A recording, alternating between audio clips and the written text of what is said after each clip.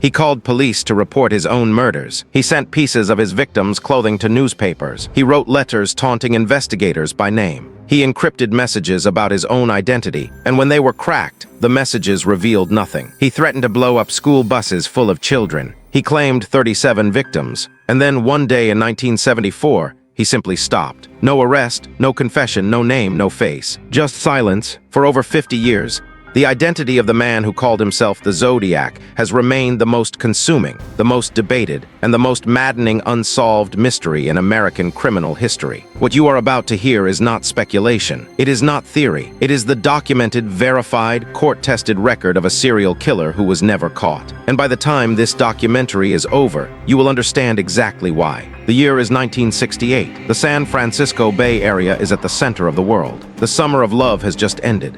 The Vietnam War is tearing the country apart. Martin Luther King Jr. has been assassinated in April. Robert F. Kennedy in June. Students are protesting in the streets. The counterculture is colliding with the establishment in real time in this city, in these streets. And in this atmosphere of chaos and change, something else is moving through the Bay Area. Something that has no politics, no manifesto, no ideology. Something that wants only one thing: to kill and to be known. December 20th, 1968. The night is cold. The area around Lake Herman Road on the outskirts of Vallejo, California is quiet. It is a lover's lane, a stretch of road on the edge of the city where teenagers come to be alone. Teenagers like 17-year-old David Faraday and 16-year-old Betty Lou Jensen. David is a student at Vallejo High School. Betty Lou attends Hogan High School nearby. They are young. They are on a date. They have done nothing wrong. At 8:30 in the evening, David picks Betty Lou up. They visit a friend of hers. Sometime after 9, they drive out to the edge of Vallejo and park near a gravel runoff beside the gate to a water pumping station on Lake Herman Road. A motorist passes and notices them at around 10:15. Another passes at 11. They are still there, parked, unremarkable. Between 5 and 10:11, the last moments anyone would see them alive, their attacker parks his car alongside the passenger side of David's vehicle. He does not shout. He does not announce himself. He fires several shots at the car as he walks around to the driver's side. None of them hit David or Betty Lou. The couple scramble out through the passenger door. Betty Lou makes it out first. As David is climbing out, the killer shoots him once in the head with a .22 caliber pistol. Then he turns to Betty Lou. She is running away from the car. She has made it about 30 feet. The killer chases her and fires 6 shots into her back. Only one misses. She is 16 years old. Police theorize the entire attack took 2 to 3 minutes. At 11:10, a passing motorist spots the bodies and calls for help. Betty Lou Jensen is dead at the scene. David Faraday is still breathing. He dies at the hospital. There are no witnesses, no usable tire tracks, no fingerprints, no motive that police can identify beyond what one investigator describes as a madman wanting to kill. The murders receive extensive coverage in local media. Then the weeks pass. Then the months. No suspect emerges. The case goes cold. But the killer has not gone anywhere. He is waiting. July 4th, 1969, Independence Day. Darlene Ferrin is 22 years old. She works at a local restaurant in Vallejo where she is described as the kind of person who knows every regular by name, every usual order. She has recently remarried. She has a young daughter. She is, by all accounts, someone who lights up a room. And in the weeks before July 4th, 1969, she is afraid. She has mentioned to friends and to her babysitter that a man has been watching her. She seems to recognize him. She refers to him as someone who had, in her words, watched her before. Those who know her say she seems rattled in a way they have never seen. On the night of July 3rd, her husband Dean last sees her alive.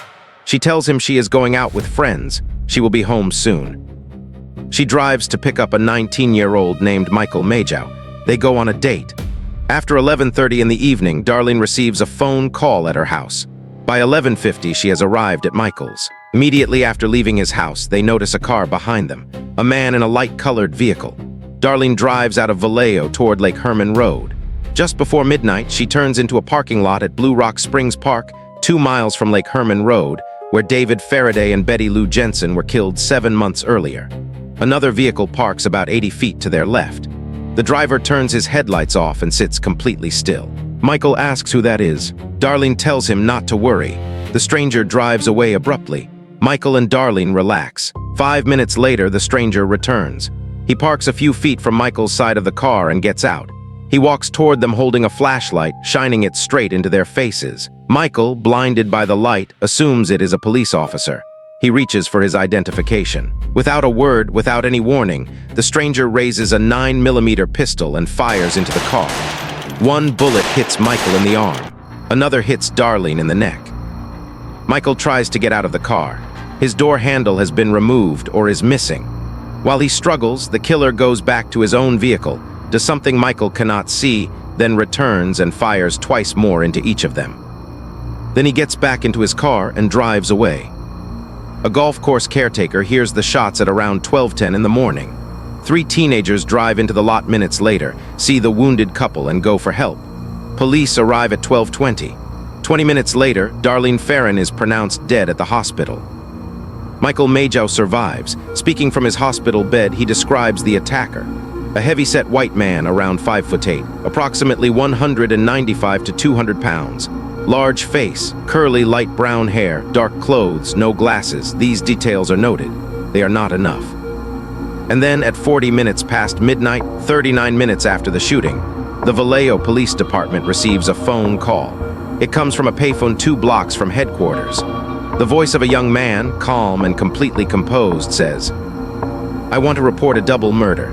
If you go 1 mile east on Columbus Parkway to the public park, you will find kids in a brown car. They were shot with a 9mm Luger. I also killed those kids last year. Goodbye." Then he hangs up. He has just reported his own murders. He has linked himself, voluntarily, deliberately, to the unsolved killings of David Faraday and Betty Lou Jensen. He has chosen this moment to announce that he is not done. And he gives his name to no one. The next move comes not from police, but from the killer himself. On August 1st, 1969, 1 month after the Blue Rock Springs attack, 3 Bay Area newspapers receive letters simultaneously. The Vallejo Times-Herald, the San Francisco Chronicle, the San Francisco Examiner. All 3 letters are nearly identical. All 3 begin, "I am the killer of the 2 teenagers last Christmas at Lake Herman, and the girl last 4th of July." Enclosed in each envelope is a piece of a cryptogram, a coded message. The 3 pieces, when combined, form a 408 symbol cipher. The writer demands the codes be printed on each newspaper's front page. If they are not, he threatens to, quote, "cruise around all weekend killing lone people in the night, then move on to kill again until I end up with a dozen people over the weekend." The papers publish the cipher. Vallejo Police Chief Jack Stiltz is publicly skeptical. He says they are not satisfied the letter was written by the actual murderer. He asks the writer to provide more facts to prove his identity. The killer obliges immediately. On August 4th, the San Francisco Examiner receives a new letter. It opens with a salutation the world is about to learn by heart. "Dear editor, this is the Zodiac speaking." It is the first time he uses the name. The Zodiac, the name that will follow this case for the rest of the century and beyond. In this second letter, the Zodiac goes into meticulous detail about the Blue Rock Springs attack, details only the actual killer could know. He describes how he shot Michael Majau. He mentions the golf course caretaker who heard the shots. He reveals that during the Lake Herman Road attack, he taped a flashlight to his gun to aim in the dark. He tells investigators the Z408 cipher references him directly. When they do crack it, they will have me. The FBI and the CIA both attempt to decrypt the Z408 cipher. Neither succeeds. The cipher is broken on August 5th by a couple in Salinas, Donald and Betty Harden. Neither of them is a professional cryptologist. Betty deploys a technique she calls a crib. She correctly guesses that the word kill will appear in the message, and the rest unravels from there. The decoded message does not reveal the Zodiac's identity. Instead, it reads, in his own words and with his characteristic misspellings, "I like killing people because it is so much fun. It is more fun than killing wild game in the forest because man is the most dangerous animal of all. To kill something gives me the most thrilling experience. It is even better than getting your rocks off with a girl. The best part of it is that when I die, I will be reborn in paradise, and all the I have killed will become my slaves. I will not give you my name because you will try to slow down or stop my collecting of slaves for my afterlife." A psychiatrist at the California Medical Facility in Vacaville analyzes the decoded message. He concludes that the writer feels omnipotent, that this is someone you would expect to be brooding and isolated. He speculates that the killer's reference to murder over sex could be an expression of inadequacy. The Zodiac is aware of this analysis. He does not care. He has already moved on to his next crime. September 27, 1969. Lake Berryessa, a reservoir in Napa County, approximately 60 miles north of San Francisco. On this afternoon, Brian Hartnell and Cecilia Shepard, both students at Pacific Union College, both 20 years old, are picnicking on a small island connected by a sand spit to Twin Oak Ridge. The day is warm. The setting is beautiful. It is one of those perfect California afternoons. Then Cecilia notices a man watching them from a distance. He emerges from behind a tree. When he does, he is wearing a black executioner's hood over his head. On the hood, a white crosshair symbol, the symbol the Zodiac has already used to sign his letters. He carries a gun. He tells the couple he is an escaped convict who needs their car and money to get to Mexico. He makes Cecilia tie Brian's wrists with pre-cut lengths of plastic clothesline. He tightens the knots himself. He then draws a knife. He stabs Brian Hartnell 6 times. He stabs Cecilia Shepard 10 times. He hikes 500 yards back to Knoxville Road, leaving clear footprints for investigators. At Brian's car door, he draws his crosshair symbol in black felt-tip pen and writes beneath it a list. Vallejo. December 20, 1968. July 4, 1969. September 27, 1969. 6:30 by knife. He is keeping score. He is signing his work. He wants every investigator who finds this car to know exactly who has been here and what has been done. He then drives 27 miles to downtown Napa and calls the Napa County Sheriff's Department from a payphone. He tells the dispatcher he wishes to report a murder. No, a double murder. He gives them the location. He does not hang up. A radio reporter named Pat Stanley finds the phone off the hook minutes later, a few blocks from the sheriff's office. Detectives lift a wet palm print from the receiver.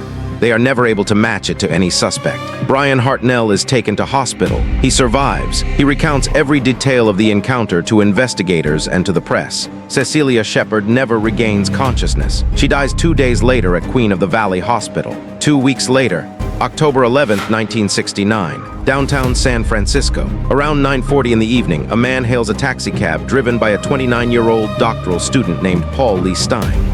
The passenger gives a destination in Presidio Heights. When the cab arrives at Washington and Maple Streets, the passenger asks to go one more block. At Washington and Cherry at around 9:55 in the evening, the Zodiac shoots Paul Stine in the head and takes his wallet and car keys. 3 teenagers witness the murder from a house directly across the street. The street light is bright enough that they can clearly see the killer's face. They watch as he wipes down the vehicle and goes through Stine's clothes. He leaves behind 2 partial fingerprints from his right hand.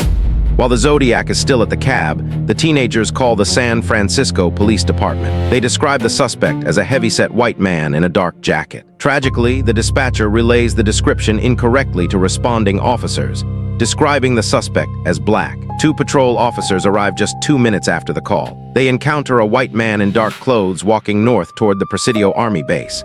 They pull alongside him and ask if he has seen anything suspicious. The man confirms he has seen someone waving a gun and heading east. The officers hurry in that direction. The Zodiac later claims, in one of his letters, that he was the witness the 2 officers stopped and questioned. Paul Stine is dead at the scene. He is 29 years old. He was a doctoral student. He was doing his job. He hailed a cab with the wrong passenger. SFPD detectives Bill Armstrong and Dave Toskai are assigned to the case. Toskai will spend the next 7 years pursuing the Zodiac, filling 8 filing cabinets with potential suspects, becoming so synonymous with the investigation that he will later be portrayed in David Fincher's 2007 film about the case. On October 13th, the Zodiac mails a bloody piece of Paul Stine's shirt to the San Francisco Chronicle. He boasts about the murder. He describes watching SFPD search for him, and he makes a new threat, one that will terrify parents across the Bay Area for months. He threatens to shoot a tire on a school bus and kill the children as they exit. The Zodiac does not stop writing. From November 1969 through January 1974, he sends over 20 confirmed letters to Bay Area newspapers, to police departments, to a Chronicle journalist named Paul Avery, and to attorney Melvin Belly. Each letter is signed with the crosshair symbol. Each letter shifts the case further into territory no investigator had ever encountered. On November 8, 1969, just 4 weeks after the murder of Paul Stine, the Zodiac mails a card to the Chronicle containing a brand new cipher. This one has 340 symbols. He asks for it to be printed on the front page.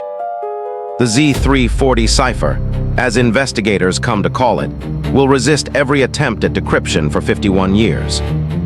Every professional codebreaker, every government agency, every amateur cryptologist who attempts it.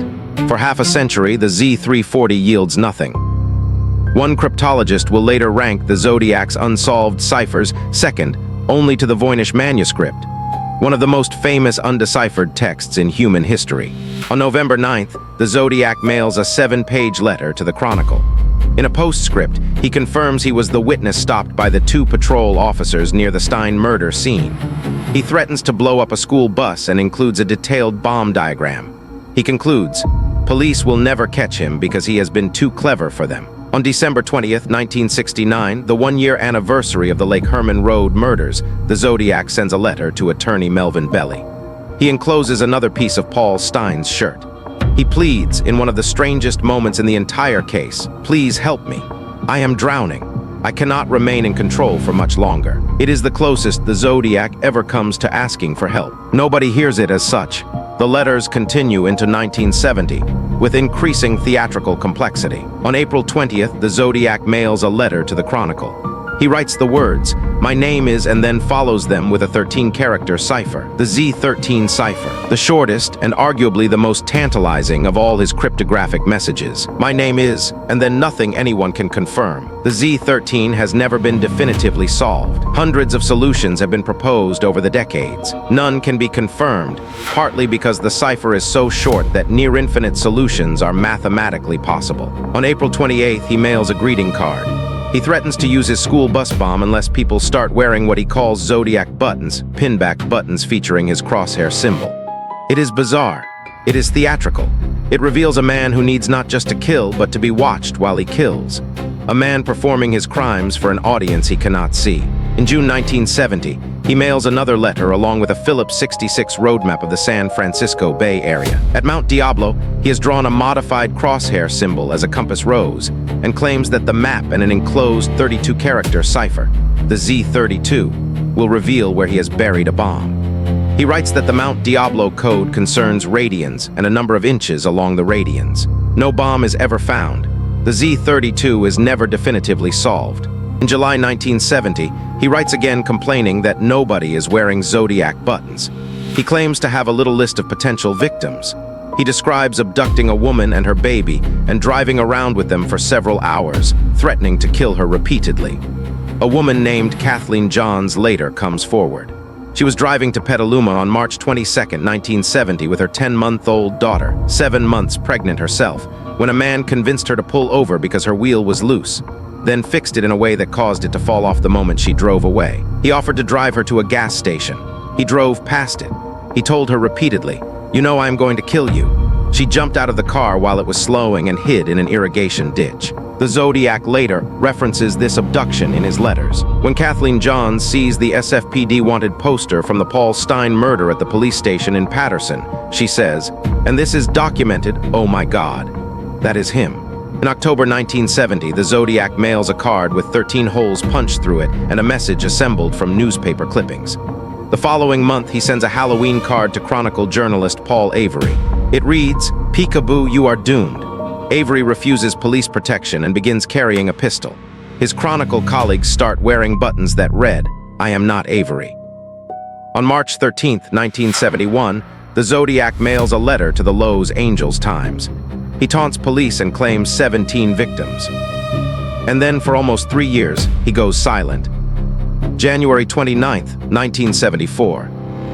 A letter arrives at the San Francisco Chronicle postmarked from San Mateo County. It is the last confirmed communication ever received from the Zodiac. He praises The Exorcist, the 1973 film, as the best satirical comedy he has ever seen. He includes a verse from a song in the Gilbert and Sullivan opera The Mikado, and he signs off with a final score. Me equals 37, SFPD equals 0. After that, nothing. No more letters, no confirmed murders, no more ciphers. The Zodiac simply withdraws from the world that has been watching him and listening to him and hunting him for 5 years. Whether he was imprisoned, whether he died, Whether he simply stopped, no one knows. In 2004, the San Francisco Police Department marks the Zodiac case inactive, citing caseload pressure. 2 years later, they reopen it. The case remains officially open with the California Department of Justice, the Federal Bureau of Investigation, the cities of Vallejo and Napa, and multiple county sheriff's departments. Now let us talk about the investigation. Because the investigation into the Zodiac murders is not simply a story of failure.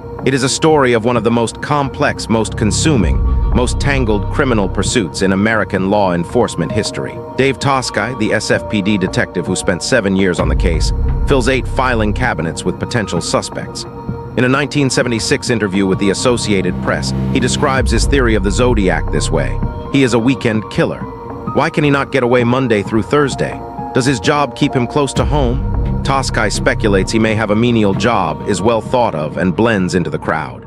He believes the Zodiac is quite intelligent and better educated than someone who misspells words as frequently as he does in his letters. That tension between the sophisticated nature of the crimes and the apparent carelessness of the spelling is one that will follow the case for decades. Some researchers believe the misspellings are deliberate, a layer of misdirection, a killer who does not make mistakes, leaving apparent mistakes for investigators to chase. By 2009, the San Francisco Police Department has investigated an estimated 2,500 Zodiac suspects. Of those, only a half dozen are ever seen as credible by the department, and only one man is ever formally named by police as a suspect. His name is Leigh Allen. He is a former elementary school teacher, a convicted sex offender. He grew up in the Vallejo area. He has connections to multiple crime locations, and the circumstantial case built against him over a period of more than 20 years is extraordinary. Allen owns a Zodiac brand watch, the crosshair logo of which precisely matches the symbol the killer uses to sign every letter. He had been known, long before the Zodiac letters were ever published, to use the phrase "the most dangerous game," the exact phrase decoded from the Z408 cipher. He has a documented interest in cryptography. He lives near every major crime scene. He matches the physical descriptions given by multiple survivors. In 1971, a Vallejo detective named Jack Mulinax receives the first tip connecting Allen to the murders. Allen is interviewed. He is interviewed again and again. He is subjected to multiple search warrants over 2 decades. In 1991, a new search of his home and storage unit yields bomb-making components and child pornography. He is arrested for the latter offense. He serves time. He is never charged in connection with the Zodiac murders. Survivors Michael Majow and Brian Hartnell, the 2 men who lived through the attacks, both at various points, identify Allen from photo lineups. Neither identification is ever definitive enough for a courtroom. In 2007, Robert Graysmith, the former San Francisco Chronicle cartoonist who wrote the most authoritative civilian investigation of the case, the 1986 book Zodiac, states that multiple detectives describe Allen as the most likely suspect they have ever developed. 3 years earlier, in 2004, Allen's DNA profile had been compared to genetic material recovered from the saliva on stamps and envelopes used to send the Zodiac's letters. It did not match.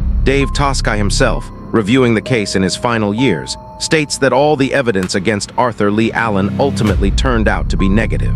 Leigh Allen dies in August 1992 of a heart attack in his home in Vallejo. He is 58 years old. He is never charged. He maintains his innocence until the end. And after his death, the DNA on the Zodiac's envelopes, a partial profile developed in 2002 from saliva on stamps, sits in a file. A partial blueprint for the identity of a man no investigator has ever been able to name. But the story of the Zodiac does not end with Allen's death or with an unsolved DNA profile. It ends temporarily with a cipher, and then it almost begins again. In November 1969, the Zodiac mailed the Z340 cipher to the Chronicle. For 51 years, it resists every attempt at decryption, every professional code breaker, every government intelligence agency, every academic cryptologist, every amateur Zodiac researcher. The cipher is described as one of the most difficult cryptographic challenges ever encountered in a criminal case. Then on December 5th, 2020, it is solved. Not by the FBI, not by the CIA, not by any government agency. It is solved by 3 private citizens working together online across 3 different countries. David Orenchak, an American software engineer, Sam Blake, an Australian mathematician, and Jarl van Eyck, a Belgian computer programmer. Van Eyck builds a program called a Z-decrypt. The team runs 650,000 possible solutions before the program finds the best possible encryption key. The Z340 is decoded. The Zodiac writes, in his usual mixture of taunting tone and deliberate misspelling, "I hope you are having lots of fun in trying to catch me. That wasn't me on the TV show," which brings up a point about me. I'm not afraid of the gas chamber because it will send me to paradise all the sooner because I now have enough slaves to work for me where everyone else has nothing when they reach paradise.